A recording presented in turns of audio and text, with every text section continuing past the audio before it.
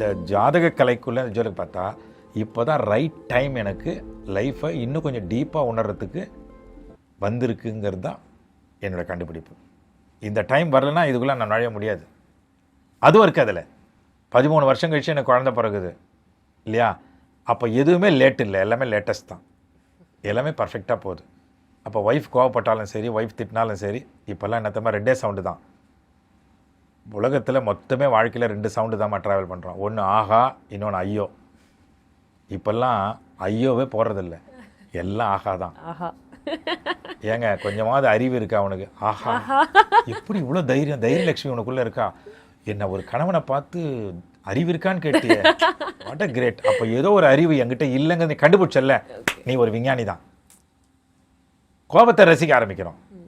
நம்ம கோபத்துக்கு நம்ம ஃப்ரெண்ட் ஆகலாம் தெரியுமா? யாருக்குமே தெரியாது இதெல்லாம்.